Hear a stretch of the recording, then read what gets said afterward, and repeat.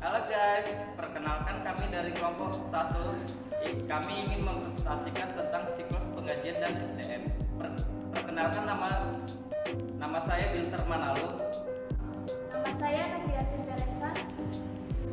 Halo, nama saya Kristen Farah. Nama saya Yulinda Jumalo. Hai, namaku Randy Arento Putrabahari.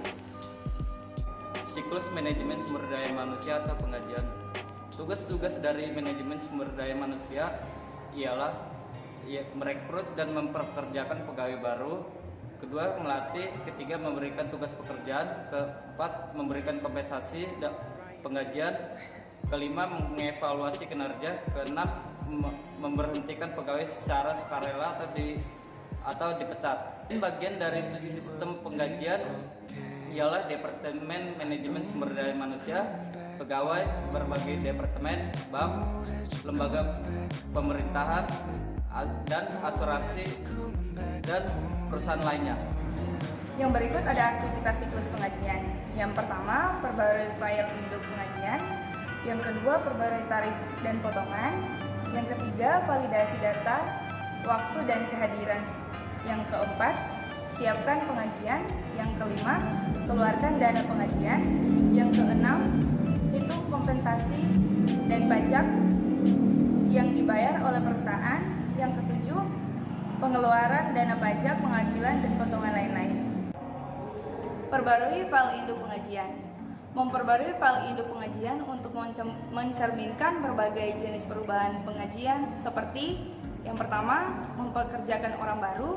Yang kedua, pemberhentian. Yang ketiga, perubahan tingkat gaji. Perbarui tarif dan potongan.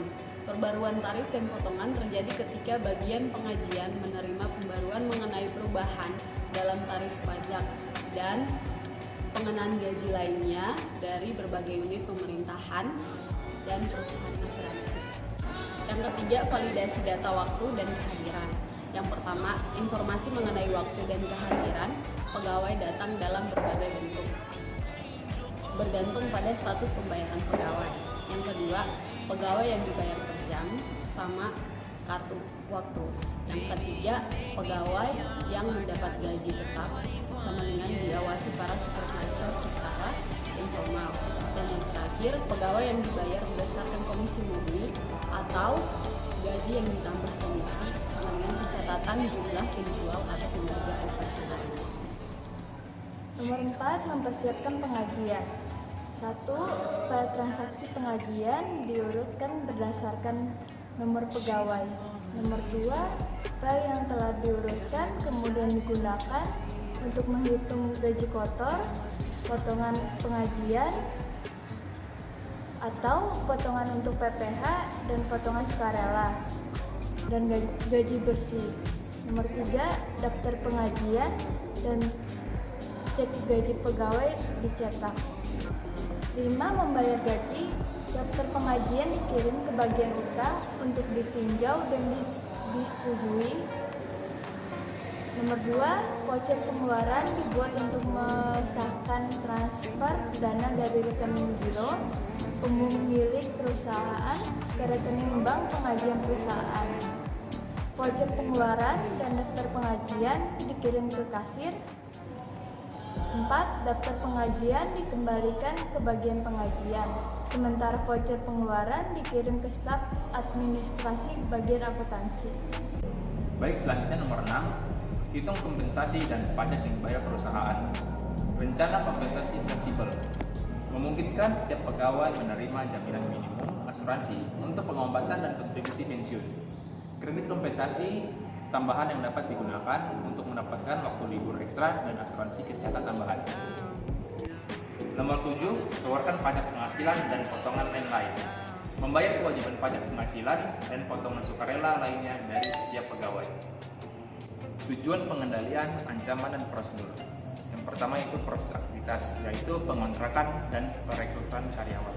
Ancamannya itu yang pertama, mempekerjakan pegawai yang tidak berkualifikasi atau berkelakuan buruk. Prosedur pengendalian yang dapat diterapkan yaitu prosedur mempekerjakan yang baik, termasuk verifikasi keahlian pelamar kerja, referensi, dan riwayat hidup. Yang kedua yaitu pelanggaran hukum ketenagakerjaan.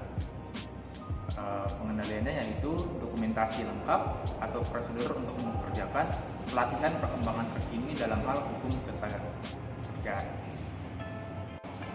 Proses atau aktivitas pemrosesan penggajian. Ancaman. Yang nomor 3, perubahan file induk penggajian tanpa otorisasi.